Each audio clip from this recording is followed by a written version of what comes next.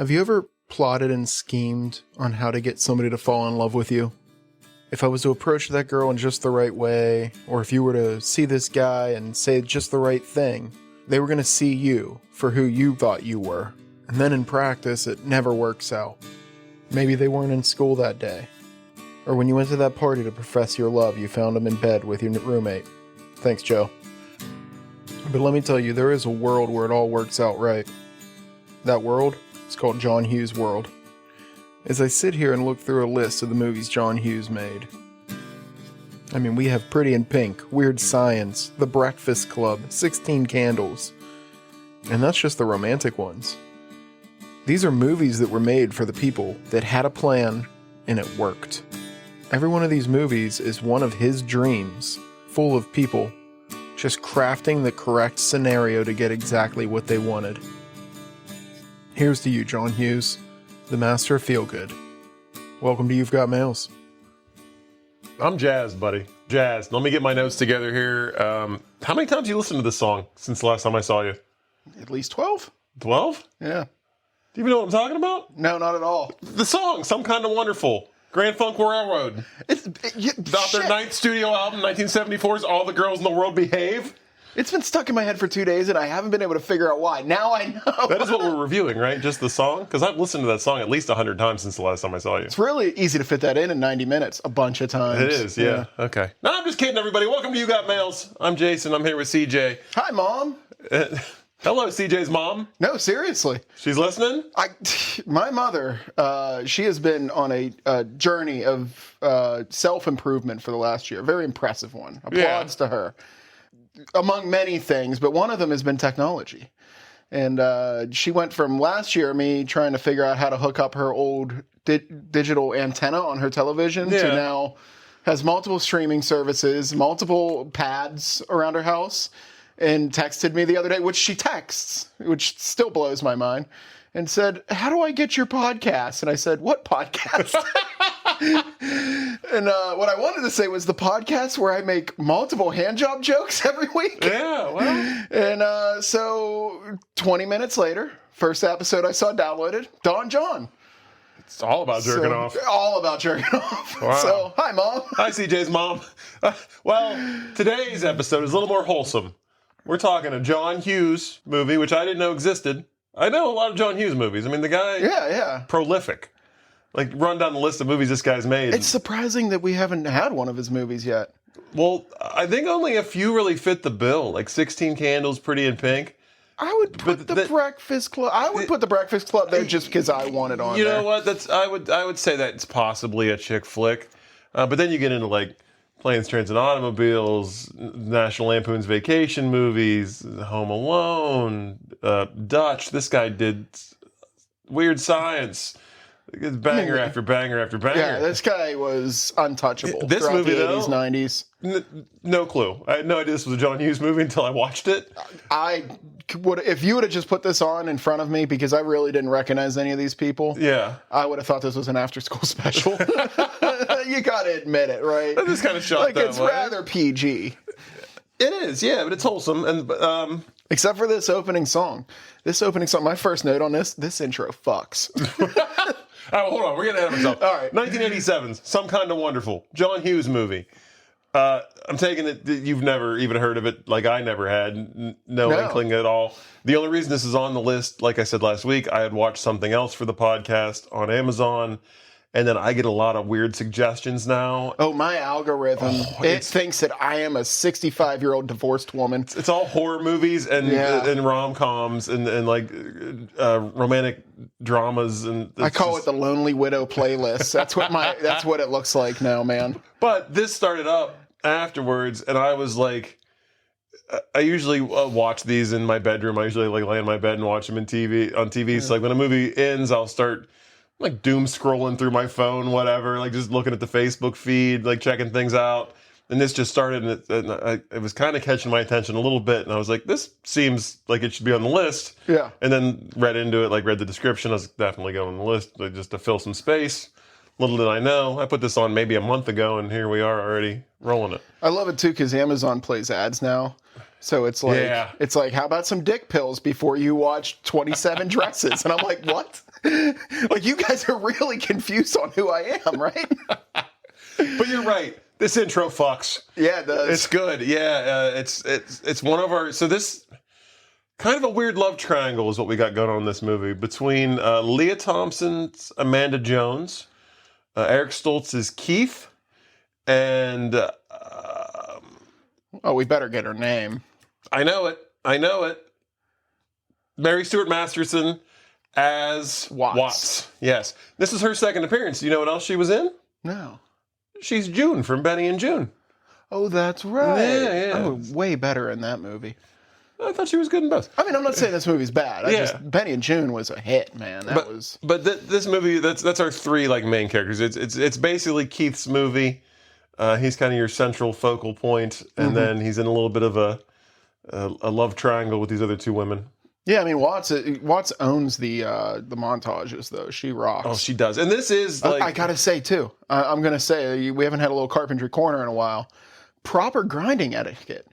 There's a shot of her grinding metal here. No gloves on, full face shield. This is the proper way to do that. Really? It drives me nuts in movies when you see somebody using any large rotary tool. You do not wear gloves. You can ask my buddy Ed with 8 fingers. Oh, 7 of them work. Oh. And he also got us out of school early that day. So, because they had to clean them up. Oh. But yeah, you don't wear gloves when you're using a grinder. That makes a lot of sense. It drives me nuts in movies when I see that. That makes a lot of sense. You know, that's how people lose hands. But we get an opening montage set to Watts. She is like a kind of like punk rock tomboy drummer, and it's just her like drumming, basically a drum solo. Where we get to see her drumming. Obviously, we see Amanda with her boyfriend. This guy's name is Douchebag Dawn? Hardy. That's Hardy it. Jens with 2 N's. He makes reference. He says, he makes sure to let you know it's 2 N's. How great would it have been if every time the closed caption showed it before that, it was 1 N, and he's like, with 2 N's, and then it suddenly started. And I popped hard when I saw this guy, I'm not going to lie, because this guy's in one of my all-time favorite movies. It's a horror movie. It's called Nightbreed. And it's a Clive Barker movie. He's like the lead actor. This guy's... You were on the Fright Pub. I was. I did Nightbreed on Fright Pub. Look it up, folks. But Mom, there's another one for you. Yeah, you don't see this guy in a whole lot. So when I saw him, I was excited to see him. Looking like a 40-year-old high schooler, which I'm real foggy on what this guy's situation was. Did he even go to the school? I couldn't tell. I don't know. It was so weird to me. Like, I'll bring it up multiple times when I talk about this. He gave off the vibe of that guy that couldn't get any in college, so he was going back to high school to pick him up. Yeah, but then there's multiple times where like I had to question this guy's age because in one way or the other because of just things he said. Oh, and also he looks 45. He does. Everybody in this movie was 24, 25. So all the main characters, including him, all playing high school aged. So that hasn't changed. Yeah. Over the years. But we get to see her and him kind of hanging out together, making out. We see Keith. He is a mechanic, works in a little garage. He's also part-time mechanic, full-time creeper. He's a super creeper. Holy shit. Also, like a gas station attendant. Also, possibly suicidal. I'm not really sure what I was supposed to get from this scene, but as this montage wraps up, he's walking home on some train tracks. And there is a train coming down the track straight at him, blaring the horn, and he waits until the last possible second and gets out of the way. And then gets that little smile, like, what a rush kind of thing. Yeah. It's the only time in this movie this guy does anything daring, like, or like tries to feel alive. Like, really? Like, I didn't get it. It was just the cool thing to do. He's a cool guy. He's a cool guy. Seemed like a dick move. Yeah. But as he's walking home, like the montage, the music wraps up, and we see him Hardy leaving Amanda's house and gives her a kiss and gets in his like super nice for the time convertible. Yeah, these two are obviously like just finished up what they were doing. Oh, yeah. Yeah, like they're cuddling on the front porch. She's trying to pull him back in for more. Yeah. And there's just some creepy dude across the street, just literally standing behind a pole. He's always just watching from a distance. Oh, man. And he sees them leaving. He looks dejected, and he kind of looks down in his hands. His hands are dirty from all the mechanic work, and it's just kind of like one of those, like, oh, she'll never go for a grease monkey like me. Like, there are girls that go for it, buddy. I mean, I think meeting a guy that knows how to fix your car, I think that'd be a big turn on. I don't know. I don't know shit about cars, so. Hell yeah. Yeah, but I think like any woman would be happy to have a guy that can change their oil or rotate their tires or. I love my wife, but she didn't marry me for my impressive good looks. It's woodworking. Yeah. So then Keith goes home. We get to meet his family. First, we see his little sister playing with Garbage Pail Kids cards. I popped hard for that too. This was like all 80s nostalgia for me. Did you recognize who she was? No. The little sister. This is this actress's first like film credit or acting credit. It's Candace Cameron from Full House, who played DJ, the oldest daughter. No. Yes, that's little DJ Tanner. Really? Yep. Mm-hmm. Didn't look anything like her. No, it didn't. She looked more like Stephanie, actually. But well, she was. That wasn't even a joke. She really did. Yes, she does. She looked like Stephanie with a very long face for some reason. Not the sister that breaks into the room. Oh, the littlest. The middle sister, she has a lot of, like, she's an actual fleshed out character. Yeah. The little sister's just there to say something cute once in a while. You forget she does say a lot of very cute things. things. But you forget she's there. Yeah. Like, yeah, I understand. But yeah, that was Candace Cameron. We meet his parents. Dad, played by Taggart from Beverly Hills Cop. I popped again. I was like, oh my God, the people in this movie. And we find, mom is just kind of like a doting mom, hassling about getting a haircut, Yeah. Dad he's one of these guys like, hey, I've been looking at colleges for you. Come here and take a look at some of these brochures. Like real big on getting him into school. He's like a good guy. Like I like the dad a lot. But he, he's got a plan. He's got a plan, and he wants to see his son make something out of himself. He said you could be the first kid that comes, or the first child in our family that comes home and doesn't have to wash his hands. Not first child, like the first man in the family. Like he's talking about, like he was a laborer, his dad was a laborer. Like he wants his son post-pandemic. Wash your fucking hands anyway. Well, yeah, honestly, this you're nasty. Like I don't care who you are, you're nasty. Wash your hands. The 80s was a simpler time. Yeah. So after he gets done with Dad, he walks up to his bedroom, goes into his bedroom. He's got another sister. This is the one that you said looked like Stephanie with a long face. You're absolutely correct. She's going through his records, and she's like looking for a record. And he's upset that she's in his room without his permission. He kind of grabs her up by the arms and chucks her out the door. Like not a little bit violent, not as violent as she makes it out. No, it didn't. It was like brotherly, sisterly. Like I don't have any siblings, but I imagine this is the kind of rough housing you do when you have like siblings. Oh yeah, like you're not beating the shit out of them, but you're I dropped a bag full of textbooks on my sister once. Like set up a whole snare trap in the bedroom door, just crushed her. Just your mom's listening. Don't forget. Does she know? She took her to the hospital. Okay. But yeah, from there we cut to like family dinner. Okay, let me ask you. You said you're an only child, but did you guys sit down around a table to eat dinner? We didn't have a kitchen table. No. We did eat dinner together every night, but it was around the TV, right? Yeah, around the TV. Okay. Sitting on the couch, TV trays, watching, I mean, like whatever our TV family, shows were on at that time. Yeah, like we would eat dinner around the table, Easter, Thanksgiving, Christmas. Holidays. That was like the important days. We would actually get all the trash off the dining room table, like the junk mail and old magazines. Yeah. And, get the ashtray right out in the middle of it and put the turkey out around that. And, like, we would actually all sit down, but, like, I couldn't imagine doing that every night. I actually remember going to friends' houses, and they would eat dinner around the table, and I'm like, what the fuck is this shit? Like, is there a holiday? Is it Jewish holiday or something I didn't know about? Is this what Passover is? Yeah, I mean, it's nice, I guess. I don't know.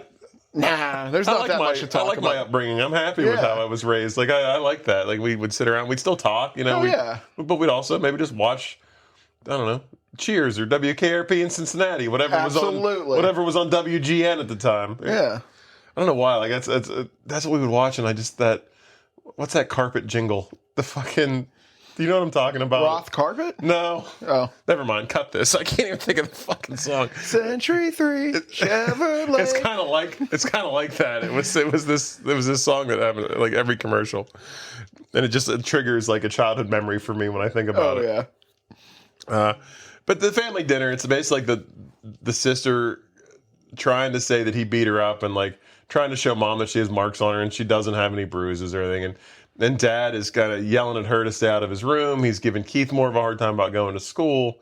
And it's kind of a chaotic like dinner for everyone. Yes. It's not in a bad way, but it's just like everybody's talking over each other. Like dad's trying to get his point across. The sister won't stop yelling about Keith. And at one point she kind of snaps and says that everything revolves around Keith and this family. And He's the main star of the movie. Yeah, you're right. Yeah. Next day, we see him getting taken to school by Watts. She drives like a little Mini Cooper. Like before they were like Americanized. Is that a Cooper? It is. Good yeah, and it's before you could actually like buy them with the steering wheel on the right side, and they started selling them in America.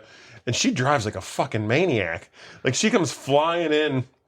Is this the first example of the like pixie dream girl with the crazy car? I don't know. Because like we've seen a bunch of those movies now where they're like, oh, she's got a kooky car. Oh yeah, that is true. Yeah, maybe. I was gonna say I think Breakfast at Tiffany's was my first manic pixie dream girl, like the oldest one on record that I have noticed. But she didn't have a car. That's true. But as they're walking into school, they're talking like that. You find out that they're best friends, like known each other since they were in like third grade. Like and Watts says like I only care about three things: myself, my drums, and you. Talking to Keith, so like she's very. It's never a secret from the very beginning. She basically like has a tattoo on her face that says, "I fucking love this guy." Yeah, yeah. I mean, she doesn't come out and say it. They do seem like buddy. Like she's been friend zoned pretty hard. But, yeah, but I don't think she really tries to hide it. She also doesn't really flirt with him too much, but it's obvious that she cares about him. She's got a weird accent at the beginning of the movie. Did you catch that? No. I couldn't quite understand I noticed that what it was. Once in a while when she tries to be tough, she'll like get into that, hey, what are you doing? Like Brooklyn sort of thing. Like she does that. It was a weird choice, but I don't know. It's just how she is when she tries to get tough with somebody. As they're walking through the school, we meet Duncan, who I know you love Duncan because you texted me and said. Speaking of popping hard, this guy.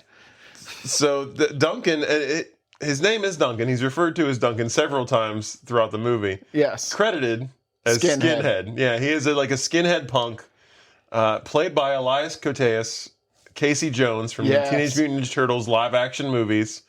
And this guy is a fucking delight. I would never. This guy. He's a good skinhead. He should have women fighting over him. Yeah. Like not Eric Stoltz. But he doesn't start out on a great foot because speaking of feet, he literally puts his boot up across the walkway and won't let Watts and Keith through. And he starts harassing Watts a little bit, kind of implying that maybe she's a lesbian. She has like her hair cut short. Yeah, she wears like a wife beater with a jacket over it. Like she's a little. Yeah, and he's being a little tomboy. That's what they keep calling her. She's a tomboy, and he's giving her a hard time. And Keith stands up for her and kind of gets in his face. And at this point, the principal comes out and breaks it up. And Keith and Watts walk on, and he starts talking to Duncan, and Duncan's like, I don't know why you're hassling me. Like, they jumped me. And the principal just starts pulling stuff out of this guy's pockets, like searching him. He reaches in, grabs out a pack of cigarettes. He's like, those aren't mine. I don't know how they got there. Pulls out a little bottle of booze. He's like, that's just for looks. Like, I don't drink it. Then he pulls out a set of like nudie playing cards with the naked girls on them. And he's like, those were just a gift from your wife. And the principal says, detention, 2 weeks, whatever. And we don't see Duncan until later. Again, Keith is just creeping hard in the library now. He's in the library. He's watching. Amanda's trying to study. She's reading a book, and Hardy is sitting at the table with her, reaching over across the table, giving her kisses, he's kind of just distracting creeping. her. And the whole time he's just watching. And again, this is where I wasn't really sure if Hardy goes to school there or if it was just the 80s and any guy could just walk in and hang out in the classes whenever he wanted to. Didn't make any sense to me. Hardy actually looks over his shoulder and catches Keith checking him out, and gives him a bit of a look, and Keith just kind of sheepishly looks down, like acts like he wasn't looking. He's drawing her at the time. Like, that's like his thing. He just keeps drawing pictures of her. Oh, is he drawing her? Yeah, Do they show it? In the book, he has a piece of paper. He's drawing a picture of her. Yeah. He runs into Watts after this, and she tells him that she has some bad news. She thinks that his dad's at the school. Then we cut to, like, his dad is in with the counselor. The counselor, yeah, like the guidance counselor. Just, like, asking questions about Keith and, like, how he's doing in school, if he has any interest in college. And she says, you know, he's interested in art school. He's a very creative type. And the dad's like, no. I'm looking for like a good business program for him. He can be creative in his own time. Like he's not happy about Keith being the artsy type. My boy's gonna work on TPS reports, and you can't tell him different. So, but he gets the information he wants. You know, the teacher tells him that Keith does really well in school. He's got good grades. So dad's happy. Got a little bit of a staring problem, but yeah, right. As he leaves, he like walks past the older sister's classroom and looks in and like knocks on the window loudly and like waves at her, and the whole class sees, and she just lets out the most blood curdling scream. Like, over her dad being in the school. All she had to do was wave back. There was no need for all that. Yeah, seriously. We see Hardy. He's very predatory. Got a girl up against the locker, and he's hitting on her, and he's asking, "You ever been with a college guy?" Yeah, he's like, "Oh, do your parents work? Maybe I'll swing by after school one of these nights." Your school boyfriend's got a 401k. And Keith sees this. He's in the art room, and he happens to look out. He literally opens the door, puts half his body, half his face is hidden by the door. I'm like, buddy, like you just make everything so fucking awkward, man. Like, chill out. But he pops out and sees, and then Amanda comes down the hall, and she sees Hardy talking to this girl, like very close to her, obviously not in just a friendly way.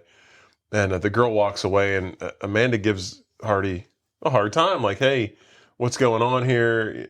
And Hardy gives her some bullshit about, a family member of hers just died, and I'm close with her brother. You know, I was just comforting her. That's all. And he's always gaslighting people. Oh yeah. So like he gaslights Amanda. He's like, I don't understand why you're so insecure, but you're so beautiful. You know, relationships are built on trust. You know, you got to trust me. There was like a simpler time before people like knew how to spot this shit. Yeah. You know what I mean? Like, yeah, as back then it was just like there wasn't a word gaslighting. It was just like that guy knows how to get women. Yeah. That's awful. By being terrible. But he goes off to get the car, and Amanda looks up and happens to notice that Keith is standing right there again, just staring 10 feet away. Yeah. And he gives her like a little salute, and that's that. And she kind of nods and walks away. Later that day, Watts and Keith are at the garage where he works, and he's working under a car. And he asks Watts what she thinks of Amanda, and he says he thinks he likes her. And she says, "Oh, you know what? She's one of these rich girls. You know, you can't give her what she wants. She's after money." Did you write down this term she writes or says? She goes, "You're trying to jerk off to the impossible." Yeah, I did. Yeah, I wrote that down. Yeah, it's like that's a line right there. Yeah. I'm throwing that one in the lexicon. Like I'm going to use that. After I just said last week this movie's only an hour and a half, and there weren't many jerk off references. There, you know, yeah, I was wrong. But she tells him, like, you know, you're messing around with something like that. You're trying to infiltrate a group that you don't belong to. And he says to her, you know, she's not a rich girl. She lives in he calls it their sector. It felt like the Hunger Games. He's like, she lives in our sector. And she does. She lives on like the poor side of town. Her sister went up for tribute last year. She's basically a poser. Like, she hangs out with the rich kids and has somehow infiltrated that group. She's very pretty. That's why. Yes, yeah. But she's not a rich person. Her family doesn't have money. You know, she doesn't have those things. I'm not even saying that in like an incel-y way. They literally say like she's so pretty she gets to hang out with the rich kids. At this point, Hardy and Amanda pull up in the convertible to get gas. So Keith goes out and has to fill up the car for him, check his oil and all that stuff. And Hardy's giving him a hard time. He's honking the horn when he opens the hood. He's being real disrespectful to him. And he says to him, you know, I know you like to look at my girlfriend. Kind of calls him out for it. And he tells him, you know, don't do that anymore. He's been a real dick. He's like, this guy's a super I'm like, dick. drag the guy out of the car. Yeah, like, this guy's a super dick. And once he gets done, you know, looking over the car and doing everything for him, Hardy gives him $20. He says, here's 10 for the gas and here's 10 for the look. Like, basically, like, which didn't make any sense. Like, no. So if I keep looking at your girlfriend, you're going to pay me? That's the impression I got. Because you definitely owe me some back wages here. Yeah. Oh, and this is one of the other lines that he's working at this gas station, and Hardy says to him, like, in a derogatory way, he's like, "Is this what you do for a living?" And I was like, "You're all in high school. What does anybody fucking do for a living? Like, are you a high school student or not, sir? I can't tell. What do you do for a living?" Is this a 21 Jump Street thing and you're just a dickhead cop? Because what do you do for a living? Because Monday through Friday you're out of school hanging out. So if you don't have a job, if you're not in the school, I don't think you're doing anything either. I think we're both on the same term here. This guy definitely is not a student at this school, right? I don't know. It's so hard to tell. He was the same age as them, like actor-wise, but I don't know in the movie what his age 34? is. Yeah, no, 24 or 25 they all were. But yeah, I don't know. But as they drive off, we find out that Keith kept the man's dipstick. And he throws it in the trash all smugly. He's happy. He kind of got one over on him. Yeah. Stole the dipstick. Which I don't know. I'm not a car guy. Does that affect your car if the dipstick's not in, or is it just more of an inconvenience and you can't check your oil levels? Good question. I'm not a big car guy either. Right. Well, you're handier than I am. I thought maybe you'd know. Cars are a blind spot for me. I've never changed my own oil. I pay other people to do it. I know how to check my oil. I just don't know how to change it.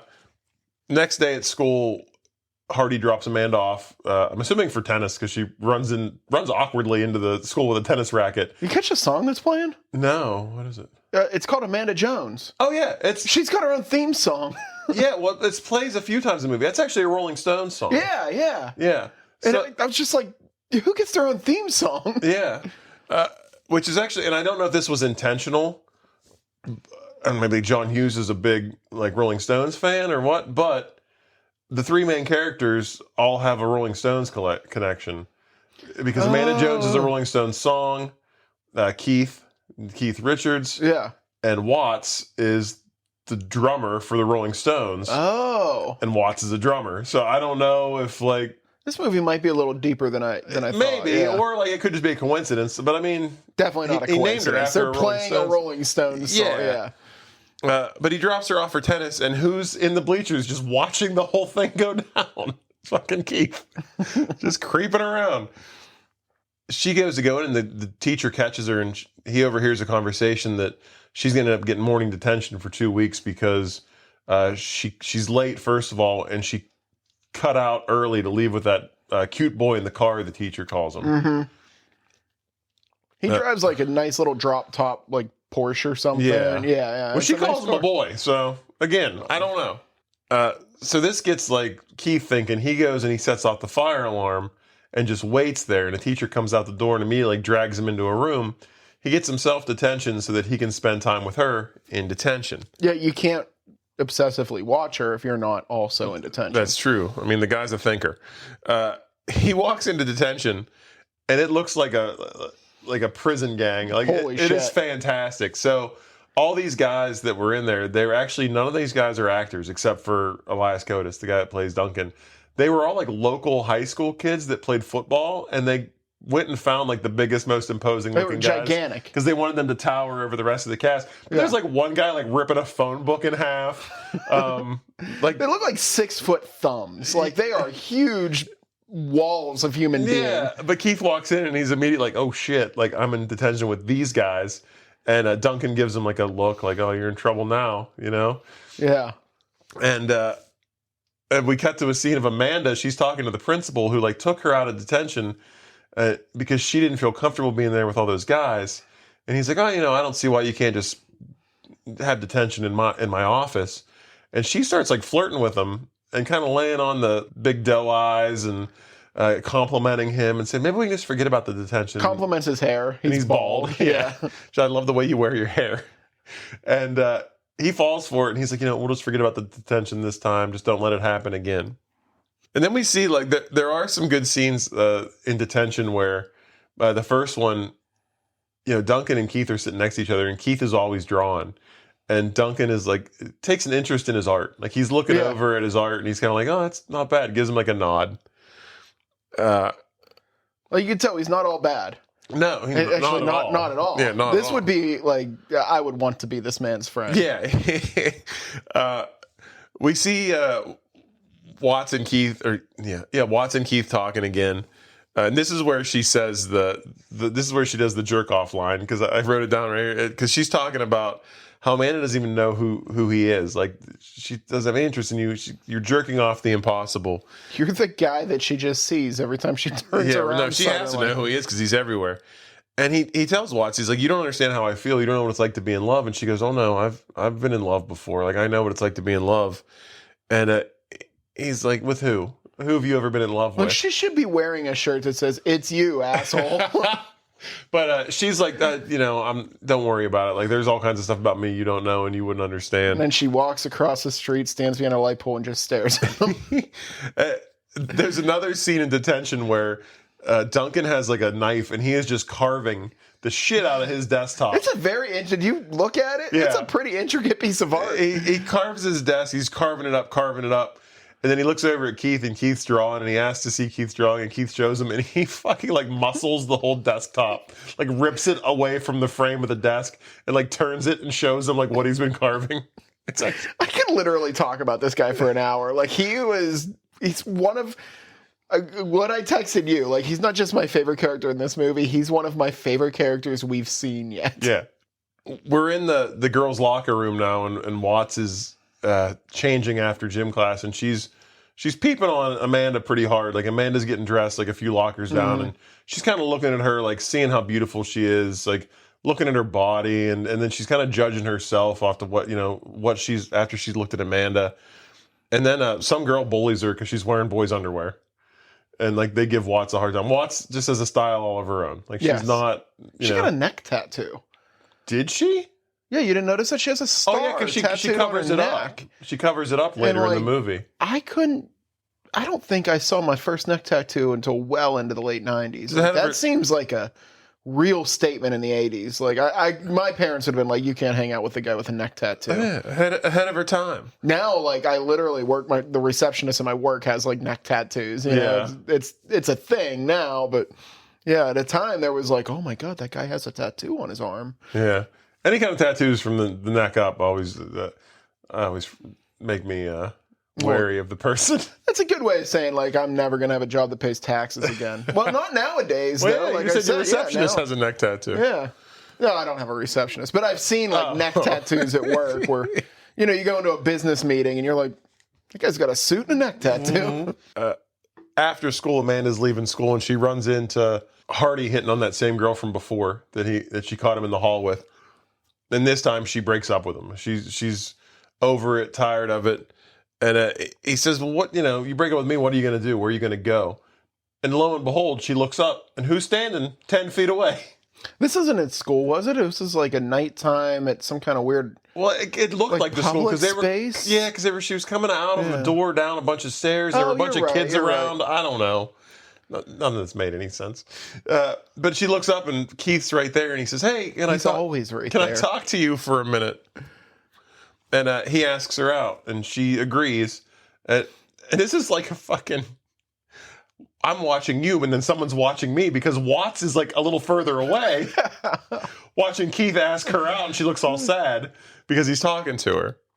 Next day at like family breakfast, they eat breakfast at the table too all together. It's a real tight-knit family. Yeah. And it's funny because I like this scene because they pan around the family, and you see like the sister first, and they go to the dad and the mom, and they're all just like looking at Keith like something's wrong with him. Like and it's because he's smiling. Like, apparently this guy never smiles. Yeah, well, I mean, he walks in front of trains. Yeah, this is true. And the sister tells everybody that, she heard a rumor at school that he has a date with like this really popular, attractive girl at school. And that's why he's so happy. She says, this girl is sex. Yeah, and the mom says, well, is she nice? And she goes, Mom, she is sex. And then she says, because the dad's like, I need you to be worried about going to college. Like, what about these brochures? Have you looked at any of them? And the daughter says, anybody can get into a college. Only a precious few can say the same about Amanda Jones. I like it. Like, she's kind of a brat, but she's a bro. Yeah. She's there to help. Mm-hmm. Back in detention, and Duncan showing Keith his art, and it's like a skeleton with like a mohawk, and he tells him like, this is what my girlfriend would look like without skin. Yes. Shows it to him. It's actually pretty good art too. Yeah, but even Duncan has heard about this date, and he tells him like how proud he is of him, and he's excited for him. He's like, anytime like a guy like us can steal a girl off of some rich asshole, like I'm all for it. Like you know. Outside the school, we get to see that Watts is out there, and she grabs some like flat top hair punk kid, and she's going to use him to try to make Keith jealous.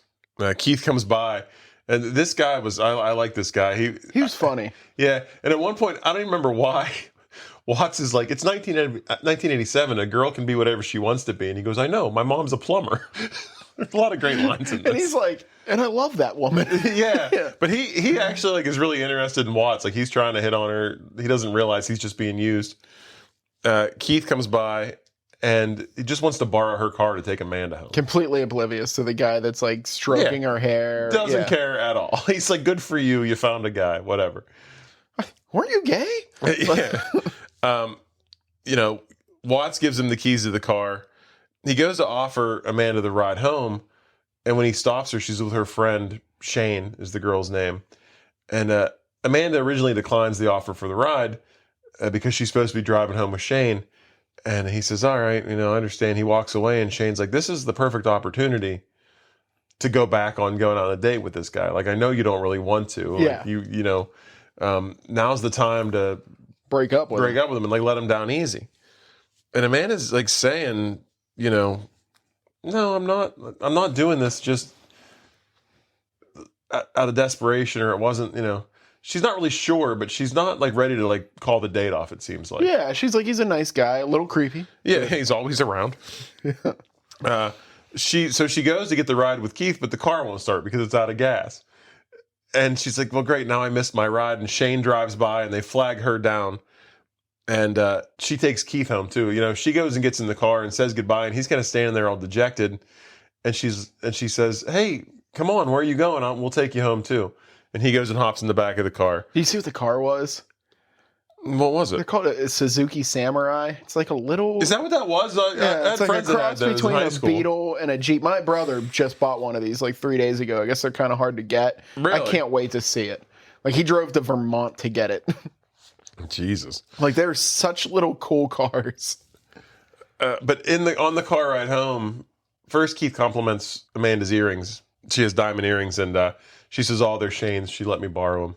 These are like $4,000 earrings. Yeah, they're rocks. Yeah. Like my wife's wedding ring was jealous of this. But we find out that she borrowed them from Shane because we know that she doesn't have any money. Like all of her friends just kind of like help her out, take her on trips with her and things like that. Here, have my loaner rings. Yeah. But Shane, you know, the music turned all the way up, and she's like kind of prodding Amanda to say something to Keith. And Shane even says, "Oh, Amanda, wasn't there something you wanted to say to Keith?" Things get real awkward, and Keith's like, "If you want to back out of the date, I totally understand." And she goes, "No, I'll still go as long as you still want to." He's like, "Well, I wouldn't ask you if I didn't want to, so date's still on." You know, for a guy that's kind of like losery, he's very direct. Yeah, he is. Yeah, he doesn't like clam up or anything. Yeah, he knows he's who he is. No, I want to go with you. Yeah, he knows who he is, knows what he wants. So they drop him off at the house. We get to see the sister. She gets real excited that the popular girls are outside the house, and she runs over and tries to talk to him a little bit. Next day, it's early. Like school isn't even open yet, is the impression that you're given. And Keith is in the art room painting like a giant painting of Amanda. Oh, yeah. All from memory, it seems, because like, it's not like he has like Polaroids of this woman. She's not posing, but he's drawing like life. He keeps images of her in a specific bank vault in his mind. Hardy comes in and says to him, like, "Are you always at the school this early?" And he says, "Sometimes." "Are you?" And he goes, "When I need to be." And I'm like, I don't know, like if this guy goes to school here or not. Are you a teacher? Yeah. Do you have keys to the building? What are you? But he tells Keith that he like did him a favor by taking Amanda because he was going to get rid of her anyway, and he didn't want to be a bad guy. And he says he's having a party this Saturday when they're supposed to have their date, and he wants to show her like he's the bigger man, and he'd like it if they stop by the party. Keith is very apprehensive about this, obviously, because this guy is like a total asshole. Yeah. And he's like, "Oh no, I even asked Amanda, and she's totally fine with it." And instead of asking Amanda if she's totally fine with it, Keith's like, oh, you talked to her? Okay, cool. Yeah, we'll be there. We'll come to the party. No problem. I like this whole scene. I don't know. There's something about it. The way they talk to each other was just... It was not like any high school kids would actually talk to each other. Yeah. Well, that's the thing about John Hughes movies. I feel like a lot of times the young people are like more adult than the adults are. Yes. In a way. They got very like adult wit. Yeah. And he even says, I liked it because Hardy's like, it wouldn't be the weirdest thing if you and I turned out to be friends. And Keith just goes, yes, it would. Yeah. It'd be very strange. Cut to like, there's like a club scene, which I didn't really understand this. Because Keith is there just hanging out. And Watts is there. And she comes up and she goes, oh, what are you doing? He goes, waiting for Amanda. And she's like, oh, did she say she's going to meet you here? And he's like, not exactly. And then she never shows up. Like, I don't know what was happening with this scene. Also, like, what high school? I mean, this is a bar. Because they even make reference to... This isn't like a cool kids club or something from Step Up. Like, this is a straight up bar in a basement. There's a big, band playing and all this stuff, but like, he's just sitting there. It's like a 40-year-old man. Well, when all the high school kids look like they're 30, like, I guess you're not checking IDs. Like, this is the kind of bar I go to as an old man that, like, when I have a bad day and I'm like, I just need a beer or two, and I sit down in the corner, But Watts even says, because Amanda doesn't show up, she goes, maybe she lost her ID. And I'm like, how old are you kids? Like, oh, no, they're referencing fake IDs. Oh, are they? Yeah. She says, you don't think she has an ID? And she's like, everybody has an ID. Like, they're talking about fake IDs. Oh, I didn't realize that. This does have one of the coolest moves I've seen in a movie in a while. What is that? She tells him off. I can't remember what she says, but she's, basically tells him to fuck off. Yeah. And then just disappears backwards into like a mosh pit. Oh, yeah. Like, it was cool as hell. I was like, that is a baller move. Yeah, 'cause, like, I need more mosh pits around. Like, you leave you do not walk into a mosh pit backwards. You won't die. You need to head on a swivel and, like, see what's coming, not I want walk that situation where my boss is like, I get why you called this meeting, but why aren't we at this full club? And it's like, so I could walk backwards into a mosh pit out of this meeting. This mosh pit could have been an email. Line of the night. So, Watts is there and she's talking to him and she's like, don't you like miss having me around? You're pretty much ghosting me now that you're talking to Amanda. And she says, I think, we'd get along a lot better if we just didn't spend any more time together. And he's kind of like, no, don't, but doesn't really seem to care either. He's just, he's like, this isn't third grade anymore. Like, you're blocking my view of the door. Yeah. So, she's basically, and she starts to cry a little bit and she leaves and disappears into a mosh pit.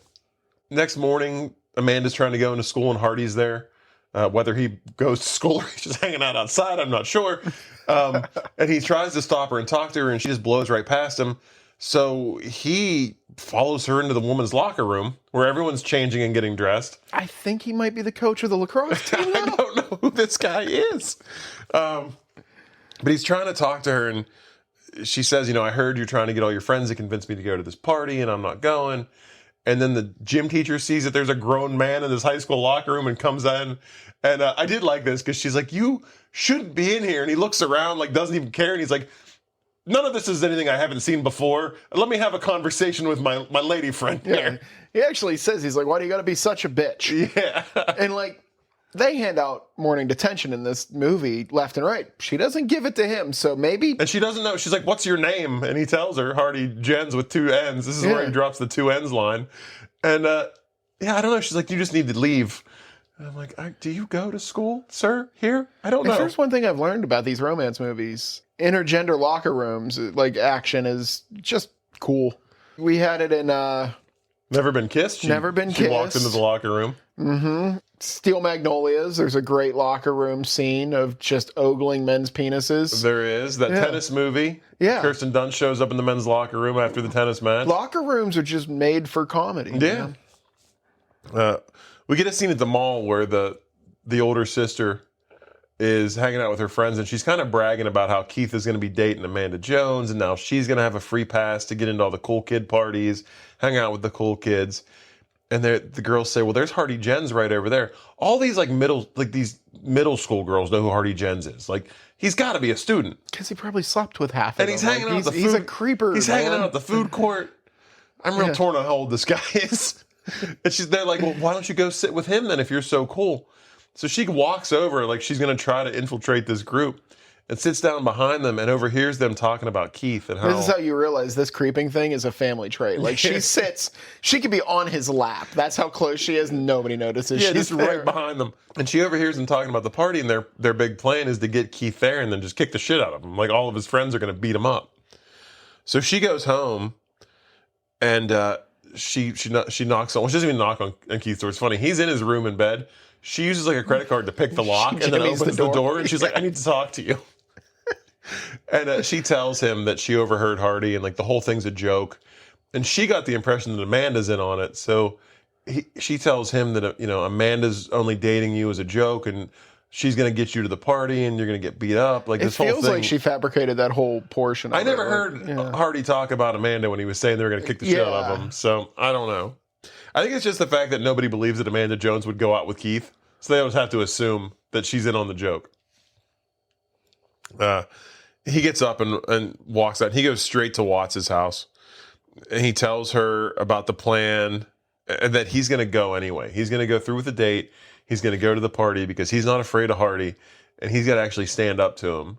And if it means going there and getting his ass kicked by like 7 dudes, so be it. Like, he's going to put up a fight. And he's not going to let him like control his life and, tell him what he can and can't do. Oh, yeah. And then they lie down in bed together. And she is just laying there, like, looking, like, longingly at him. And he tells her, that he's sorry and that he hurt her. And he says, you always hurt the ones you love. And I'm like, did you two just fucking make out already? Like, come on. At school, he walks up to Amanda and asks her, what time should I pick you up Saturday? And he starts to be like a dick. Like, he's got a lot of confidence, but he also is playing this now, like, you're using me, like you're trying to pull one over on me, so I'm just going to kind of be a little bit of a dick now. Yeah. And he says, what time can I pick you up Saturday, or do you have to ask your friends over there? He pulls like some alpha male bullshit, and she's like, just pick me up whenever. And he's like, all right, 7:30, see you then. And he walks away, and she goes over to try to talk to her friends, and they ignore her. Like, she's talking to them, and they won't even talk to her at all. They literally just continue a conversation, like, pretend like she's not there. Completely ignore. So she starts to cry and she walks out. It'd have been great if she was trying to get their attention. They're just conversating, and the one girl Shane just reaches up and pulls the earrings off of her without even referencing. I said to myself, I hope she kept the earrings because I didn't know if she had. But it's like a freaking mortgage payment on the side of her head. Yeah, she leaves the school, and as she's leaving, Hardy's just hanging out outside of the school, leaning against his convertible. Not in class or anything, so I'm still not really sure what he's doing there. He might be like looking for new real estate. This movie is just a lot of people just being in, like, around, like, wherever anybody else is going to be. Like, he was just waiting for her to come out of the school crying, gives her like a smug look, and then she runs past him and keeps crying. He continues to stand there. Which, if he wasn't there for her, then he's obviously there to pick up other high school girls, right? Or maybe his wife works there? Or his fellow... What is this guy? Or fellow students? I don't know. I've never been so confused by a character before.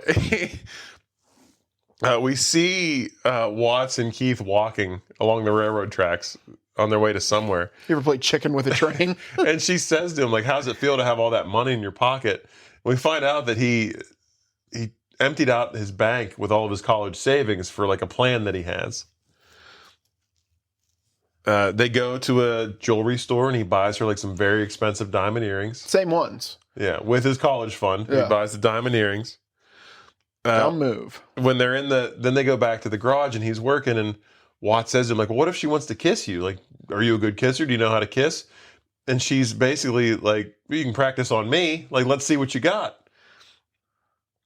And they kiss, and it's like a long, passionate kiss. She puts her all into this. Yeah. It would have been, how great would it have been if, like, they kissed for a few seconds like this, and then, like, at the end of it, she goes, shit, I am gay. And just walked away, never came back. I think I would like it better if they would have kissed, and then they look up, and like 10 feet away, like someone's standing there watching them. Like Amanda's there. And then 10 feet behind her is Boone. Or not Hardy. Like, everybody's there. But Watts gets like, she's like, all right, lesson's over. You're good. Like, you're a good kisser. And she gets kind of mad at him. I'm like, well, I mean, I don't know. Why'd she get mad at him? Because he made her feel feelings, I guess. Like, I don't know. But you can tell, like, as she's walking away, he's got kind of a look like, well, it's pretty nice. Like, it wasn't bad. Then we get like a getting ready montage.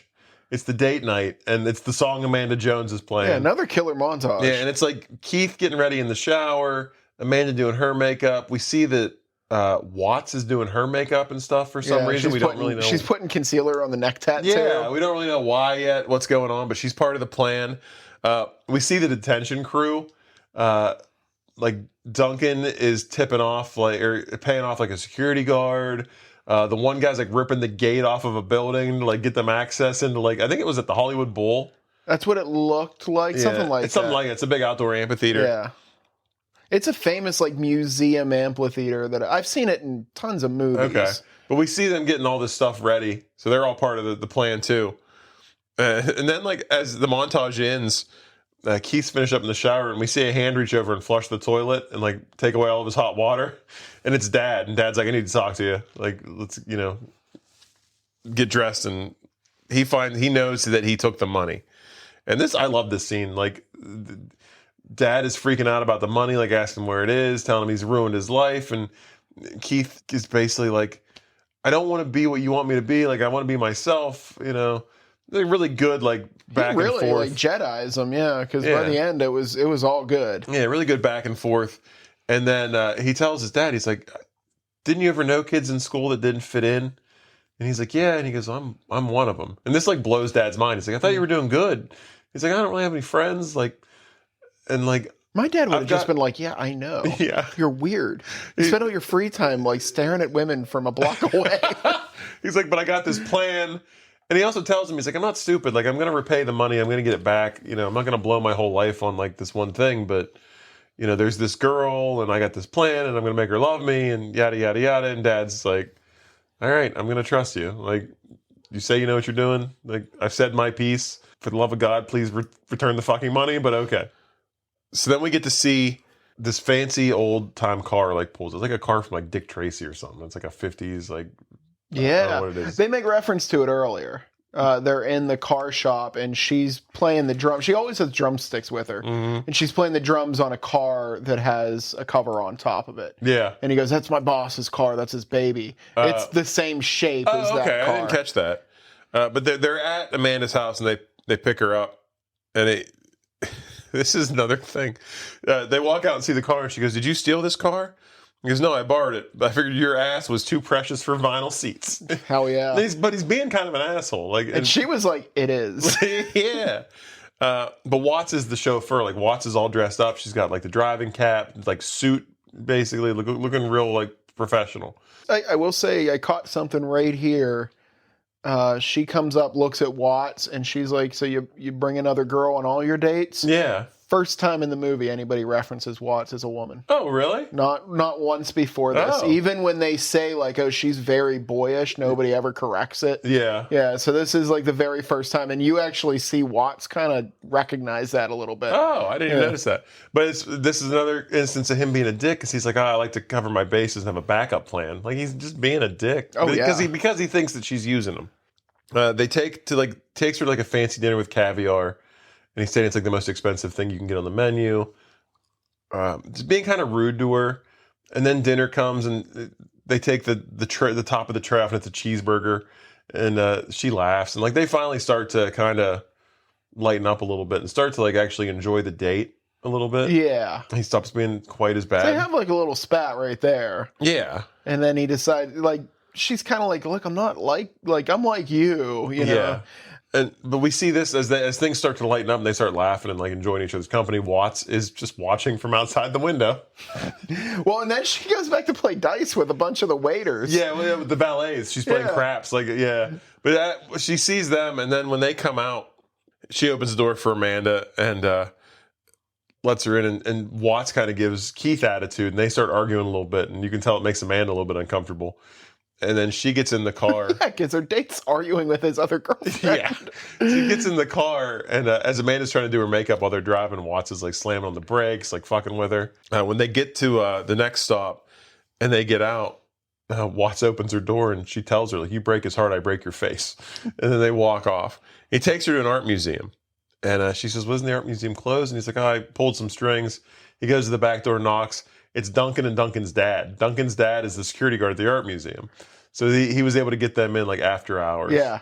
This is a move. Oh, it's a fucking super move. Dude, this might be the best move I've seen in one of these. Like, this is the best grand gesture It ever. is. So he takes her through the art museum, and she's already digging it. Like, she's talking about how nice it is. He's telling her, this is like my church. I love art, yada, yada, yada. Takes her into a room. The painting he's been doing of her is framed on the wall of an art museum. Seriously. I splooshed. That was a bold move. Yeah, I was like, this is... Because they even say... When the security guard lets him in, he's like, no fooling around in the museum. Like, that's how you get fooling around in the museum. Yeah. I used to do a lot of shows at the Carnegie Museum over in Oakland, and they have like a little lecture hall where we could do. That's actually where like I met Henry Rollins and stuff.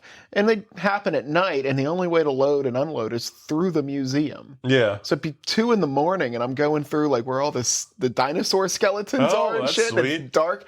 It was very cool. Yeah, that would be very cool. I wish I would have been able to take pictures. Like, going through a museum in the middle of the night where it's just dead silent and you're surrounded by dinosaur skeletons. Yeah. Is fucking awesome. After the art museum, they go to, I don't know if it's the Hollywood Bowl or not, but this big outdoor amphitheater. It's on top of that. That's part of that building, I think. Okay. Yeah. No, they're sitting on the stage, and he's talking to her, and he tells her that he knows like that the date's a joke and that this is all planned. And she says, "No, I didn't know. I didn't know they were gonna do that at the party." And she says, "Well, you used me too. Like, obviously, like you're just using me to get back at all the guys that were ever mean to you, and like to show them that you can get me." And he admits, he's like, "Yeah, I was. Like, yeah, I guess so. So we can just call it even." Yeah, I didn't get that. I mean, I thought he really was. I mean, by the way he like stared at her constantly, I thought he was really into her. Yeah, but I think too. I think she's right. I think like he's just an outsider, and he thought getting the popular girl would stick it to all the people that have ever like picked on him, been mean to him. So I mean, in a way, I get it. Like what she's saying. He gives her the earrings, and she says she can't accept them. And she says she's tired of feeling ashamed, like tired of seeing her friends getting everything they ask for. But she's like admits that she needs to be her own person. Like she's a poser. Like she's not a rich girl. She's been hanging out with these people just to like try to be one of them, and that's not who she is. And then they actually have their kiss. And wouldn't you know it, Watts is sitting like third row center, just fucking staring the entire time, watching them kiss. I'm surprised she didn't slow clap. Like, why she didn't wait in the car, I don't know. Especially considering she's like deep in love with this guy. Like, I know if I had a crush on a girl, the last thing I'd want to do is literally sit and watch them on a stage kiss another person. It's fucking terrible. So they leave there, and he tells Watts, take us to Hardy's house. I want to go to the party. And they both try to convince him not to. He says he's not scared. He wants to go and face him. So Amanda and Keith walk into the party, and one of Hardy's goons like sees them and runs and gets Hardy. And he comes out, and like he says to Keith, basically, you're not the first guy that's been with her. I just want you to know, like, at least you get her used, so I don't care. That's what he says to her. And Keith attacks him. I call that seasoned. No. Keith attacks him, and like, it's not really a fight. Like, he basically grabs him by the lapels and like pushes him a little bit. Yeah. And then all of Hardy's guys like swoop in and grab him up and are holding him. And Hardy's like, take him outside and kick the shit out of him. And Keith just says, "Hey, like, take me out yourself. Like, why don't you be a man?" And he's no, that's below me. Like, I'm hosting a party here. I can't be bothered to kick your ass. As far as dickhead bad guy moves, he's pretty good at it. Yeah, he is. like pure shitheel energy here. Yeah, Amanda is asking him to leave him alone, and she says, like, "I know what you want. Like, you want me back. If that's what you want, I'll come back. I'll date you again. Just leave Keith alone." And he's, "I want you to beg for it." And then Duncan and the fucking detention crew walk in the door. And they're there to fuck shit up. Yep. So like as soon as they're like blocking the door. Yeah. And they're great. Like they let go of Keith, and Duncan's like, "Aren't you gonna like beat this guy's ass?" And Keith says, "There's nothing I can do to him that's any worse than what already happened." And it basically tells him like, you're ruined. And again, okay, here's another line. Hardy is like, "Guys, let's come on, like, don't get crazy. My parents are gonna be home real soon." Yeah. I was like, "Parents? What are they, like at 90? Like, you're a 40-year-old man." But Amanda just she's not going to let Hardy get away with a little something. So she goes up and gives him a couple slaps across the face. And as they're leaving, Keith talks to Duncan, and he's like, "Oh, we're just going to hang out here and turn this party up a little bit." And I see a lot of beautiful girls here, and we see like a lot of the girls like looking and checking out these detention guys. All like the rich girls are like looking at these gigantic human beings. Yeah. So Amanda and Keith walk out the door, and Watts is there leaning against the car. And Keith looks at her, and we get like this little flashback of like them kissing. And then it's just like all of a sudden he realizes that he's in love with her out of nowhere. Yeah. Okay, so this seemed really weird to you too, right? I did not appreciate this ending. I didn't care for it. And Amanda sees it, and Watts is just she says goodbye and like leaves. She's like, "You can just take the car home. Like I'm going to walk home." And Amanda says to him, "I can tell that you're in love with her, that you want somebody else." She says, "I think I just need to stand on my own for a little bit. I've been trying to be somebody else for so long. Like, I think I'm going to just do my own thing." So Keith, this is like a conversation I've had with friends that were freshly divorced. Yeah, like you're 16, like he gives her back. She gives him back the earrings, and then Keith chases Watts down the street, stops her, picks her up, kisses her, gives her the earrings. And then they just walk off into the sunset, basically. Yeah, he's like, "These were always for you." Well, she goes, like, since 4 minutes ago. Yeah, she says, "I was always hoping I'd get these, and I had a feeling I would." I'm like, "You had a feeling? Like how? You've been watching this guy take this girl on a date all night and make out." That's the movie. That ending was just terrible, right? It is. Like, I mean, it's odd. It was obvious from the very beginning these two were going to end up together, but like, it felt like they got to this point. And they're like, "Oh shit. We only got 5 minutes left in this movie." Yeah, these two love each other. Yeah. Like it just ended. It did. I have reasons why, but I'll save it if you want to get any grand gestures or flowers or anything you want to do first. I'm trying to do a little better at having stuff to say during this segment. Okay. I usually feel like I say it all during it. But one, at that dinner, that hamburger might be the ugliest hamburger I've ever seen in my entire life. Like, so bad I had to pause it and look at it. And I was like, wouldn't eat that. I didn't even notice. I wouldn't eat that at a McDonald's. Sure as hell wouldn't eat it at a fancy ass restaurant with cloth tabletops. Like, that burger looked terrible. They probably don't know how to make hamburgers. It was definitely a burger that was made at 7 a.m. that morning, and they were still shooting that scene at midnight, and it just looked like flies have been eating it all day. Yeah. But then, on a serious note, get yourself a good punk friend, man. Yeah. Duncan, true hero. If Duncan hadn't have been in this movie would be like a 1 for me. Yeah. But he definitely laid it on thick. And like, he made me think of, remember a couple years ago, we went to a show, the Cold Cuts Festival. Yeah. Local kind of underground punk show. Yeah. Middle of the afternoon. And like, it's when I realized, like, it wasn't the first punk show, but it's when I realized that I've never been in trouble at one of these. Everybody's so accepting, like always every once friendly. in a while, if somebody picks a fight, literally the whole crowd will be like, "You're done. Yeah. You're leaving now, or we will all fuck you up." Yeah. And like, there was a point in which I'm standing there between, there was a kid in a wheelchair on my right, and there's a trans gal on my left, and we're all just vibing to this really heavy punk. There's a guy just spitting beer on us. Yeah. Like on all of us equally. Yeah. And I was like, this is like I don't know, it felt like a moment. We're all on the same level at a punk show. Like, exactly. Like, and that level is chopped meat. Yes. And like, it felt really good. And I was like, and like, I realized like, these are the people that we were told to be scared of in the 80s, like the punks and the guys playing D&D. And if Stranger Things will teach you anything, these are the people with the biggest hearts. Yep. They are there, and they will fuck you up if you are a bad person. But if you're a decent person, you're good. Yeah. So that was my big carry away from this, is go find yourself a good punk friend. All right. Somebody with a safety pin in their cheek. Yeah. They are going to show you what friendship is. Absolutely. I like that. So the ending of this movie. All 4 seconds of it. So, first of all, I feel like Amanda did real dirty. Because I feel like she was actually falling for Keith. She got taken on this really nice big date. He did all the right things. On a spite date that was better than any date that I have ever had. Yeah, I mean, his goal was to like make her. His goal was to be like, he treated this like it is a joke, but I'm going to show her that I'm not a joke and that like I'm worth her time. He did that, and then was like, you know what? I love that tomboy leaning against that car over there. I'm gonna go ahead and head out, and just leaves her like in a lurch, like with no ride home. Yeah. Like he runs away. He was her ride everywhere. How was she getting home? Oh, her? Psh, she's fine. That creepy bald teacher drove by a few minutes later. But, so the reason that this movie happened is, if you're familiar with Pretty in Pink. Yes. Have you seen it?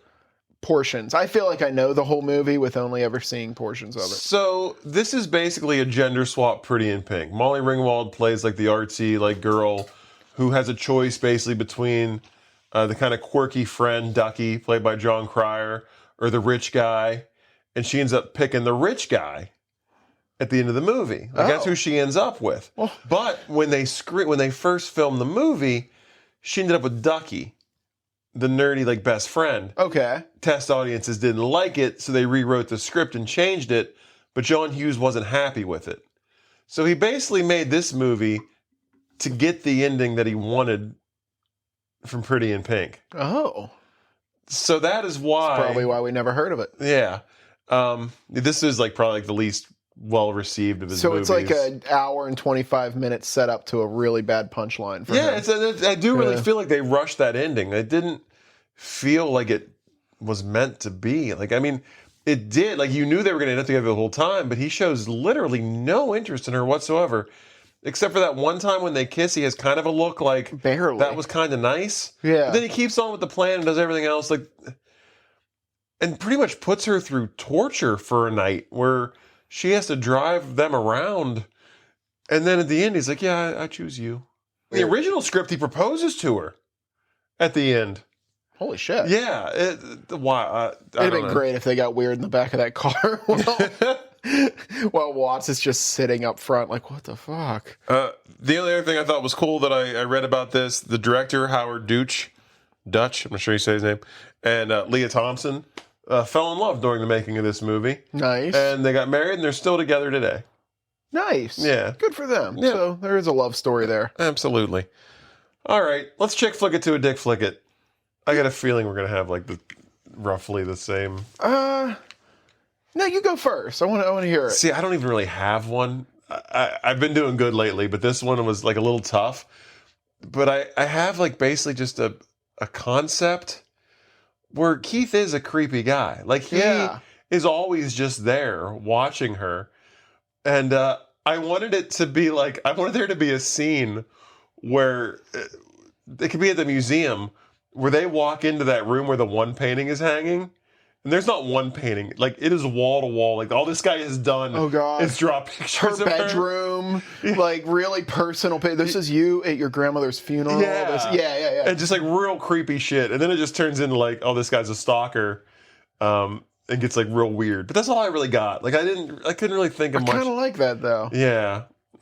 But yeah, that was mine. It's nothing like, it's not really a fully fleshed out concept, but it just seemed wild to me that this guy was able to draw such a realistic, lifelike picture of her just off of memory. Yeah. And I was like, he's got to be just watching her all the time. Like, he's always there. He is. Yeah. There's a painting of her, like, in her bedroom window, like, from, like, an angle of where, like, her bushes would be. Like, taking her top off. And she's like, wait a minute. He's like, yeah, I spend a lot of time out in that bush. You don't remember? This is right after you and your mom had that conversation in the living room. This is where I do my best painting. Is out in that bush. I was going to go, we always go with like horror movies and psycho movies. I'm going comedy on this. Okay. Is more or less like, all right, let's condense this entire movie down to the first like 20 minutes. All right. So this is all just a setup. And we get to that final scene. And she's like, I need to find some stuff about myself. I think I'm in love with Watts. And he's like, what? And so, like, meanwhile, he's in the back of his mind, he's kind of because this guy is kind of a dick. And he knows that Watts is in love with him, or at least thinks Watts is in love with him. And he always has his fallback Watts. Yeah. In reality, she's kind of mad at him because he's taken the girl she's all about. So for the rest of the movie, he's trying to win one of them back from each other, but they're just totally in love with each other instead. Because honestly, like when you look at the two of them, they're way better people than him. Oh yeah, 100%. Like both of them are way better people. Yeah, they deserve each other. Yeah, exactly. Like not Keith. The idea that two women fall for this guy is beyond me. No, you're absolutely right. So that's what I want. But I want it to be a comedy, kind of like Forgetting Sarah Marshall sort of thing. You know, we get weird graphic piano playing nudity and all that kind of stuff. I like it. Very good. Shall we Nick Cage it? Yeah, I normally don't make him a main character in the movie, but I really think it would have been great if he was Watts. Because they keep referring to like, yeah, that tomboy over there, and then they always cut to this very pretty young girl, you know? And I'm like, she's got short hair. Like, oh, God, a neck tattoo. Terrible. Yeah. You know what I mean? Like, she obviously is a very pretty young girl. I would love it if they were like, the tomboy over there, and it's Nick Cage. Yeah. Wearing the same exact clothes, neck tattoo, same hair, everything. All right. It's weird, but all right. Yeah. I got a twofer because this was actually usually like I go on IMDb and I'll like pick an actor and I try to work my way back and try to. This one was so easy, like in my head, I was able to connect and like really like quickly. So I'm going to do two. Okay. Both based off Eric Stoltz. Eric Stoltz is in Pulp Fiction. He's the guy. He's the drug dealer that gives the adrenaline shot to bring Holy crap, Uma you're Thurman right. back to life with John Travolta. Face Off. Okay. Also, Eric Stoltz is in the movie Mask. Yes. Mom played by Cher. Cher's in Moonstruck with Nicolas Cage. So that's a twofer. I love it. Yeah. I thought you were going to go Duncan, man. My boy. No, I mean, I loved him, but I immediately thought Eric Stoltz, and I was like, what's he in? And I was like, oh, wait, I got like two easy ones that like, I can connect within like one person. All right, let's rate it. I'm gonna go 3. Oh. Yeah, I bet you that like this movie didn't age well, not in a weird PC way. It just didn't age well because like I don't know. I don't think people just don't act like this anymore. I don't know if people ever acted like this. No, like I remember in the 80s, there was a little bit more of a status thing. Yeah. You know, like when I was a kid, I guess I was more aware in the early 90s. But There are definitely clicks, yeah. Yeah, I mean, I'm going to go 3. Like, I fucking love Duncan. Yeah, oh, yeah. I mean, I wanted to go watch Ninja Turtles after this. Yeah. Like, he was that cool. I mean, really, it's mostly Keith. He's just awful. Yeah. Like, he's weird, he's creepy. They could have made him a little bit paler. That would have made his character correct. Both of the women, like, you know, I think Amanda, half the movie is you don't really like her, but then you realize like she's just a teenage girl. Yeah. You know, like she has no idea what the hell she wants, and then by the end she has a little bit of a learning thing. Yeah. Watts is cool as fuck the whole time, really. But I'll give it a 3 just on nostalgia. Half decent soundtrack, even though I'm not a big 80s music fan. Yeah, it wasn't bad. Yeah, that's about it. Like, it was an okay movie. Yeah, There's way better John Hughes movies. Oh, yeah, put it that absolutely. way. I'm surprised. That's higher than I thought you were going to go. Yeah. But I think I'm going to, coming in, I think a 3 also. Which I didn't hate this movie. It's not like a terrible movie, so I'm going to give it a 3. It's a little better than average, I'd say. I liked a lot of the dialogue in this, honestly. There are a lot of great lines in this. You feel that John Hughes stuff right there. Yeah, and the characters are all, I mean, aside from Keith, which he's fine, I kind of get him in a way. I don't like the fact that like he was so oblivious to Watts, but I guess that's the point. Is like you don't know it's there. He's not like a bad guy necessarily, but like the end I didn't care for. Like take out the last 20 minutes of this movie, I got no problem with Keith. But you basically string Amanda along and take her on like this amazing date, make her fall in love with you, just to be like, you know what? I think I like Watts now. Yeah. And then, you know, that was just so sudden. There was no build up to him choosing her. It wasn't really earned. I felt happy for her because that's what she wanted the entire time, and he finally realized how great she is. But it wasn't believable that there was no chemistry, nothing before that like last scene. Yeah, it'd be like if I sat here all day long talking about how much I love chocolate ice cream. And then after this, you were like, let's head down to Dairy Queen. And I was like, 1 vanilla, please. Like, out of nowhere, you know? Yeah. But other than that, like, the characters in this, I really liked all of them. Everybody was, like, well thought out. They were fleshed out. Nobody didn't seem like there weren't any characters that were just like thrown in for the sake of having them in there. They all felt lived in. Like they felt like real people, like real characters. And obviously, hour and 30 minutes doesn't hurt my rating at all. The movie was paced well. True. It went quickly. I got some good laughs. Duncan is fantastic. Like, I mean, like you said, one of the best characters we've seen. I enjoyed him thoroughly. Yeah, absolutely. Just chewed up every scene he was in. Like, was the main focal point of every scene he was in. Like, I watch these movies, I don't get too excited, but when he came in the door at that party, I think I may have let out like a I knew it was coming. I knew that was the plan. Yeah. But I was like, come on, where's he at? Where's he at? He's going to drag this guy outside. Duncan's going to be standing there. I would have liked to have seen them all just pick up Hardy and drag him out the door, but they didn't. And then just on nostalgia alone, there were a lot of things in this movie. Yeah. Just like seeing some of these actors, recognizing them from different things, like the 80s vibe.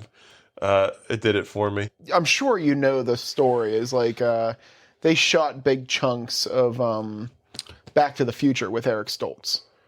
About 5 weeks worth, then he got fired. And then he got fired because he's too fucking serious. He almost got fired from this, from what I understand. And I don't know if I've ever really seen any movies with him as a star, but I bet you his dramatic movies are awesome. I bet he's really good at it. He's great in Pulp Fiction. He's not a comedy that little guy. Scene that he's in. Yeah, like, not a comedy guy at all. Yeah. And, like, you could see why he got fired from Back to the Future. And they brought in, like... You know, when they brought in Michael J. Fox, they were like, look, we're serious about this movie, but you also got to take it a little less serious because we're riding DeLoreans into the future. Yeah, absolutely. All right, well, it's time to pick a movie for next time. Let's do this. Let's see, 179 is where we're at. You ready for this? Yep.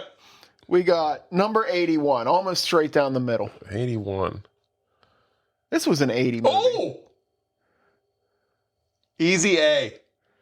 Isn't this like your favorite movie on the list? It's pretty damn close. Nice. I can already tell you this is getting a very favorable review from me. Excellent. I know that I had seen this one at one point, but it might have been like a drunk in the middle of the night watch. Love this movie. And this will be Emma Stone's second appearance now. Pretty fast, too.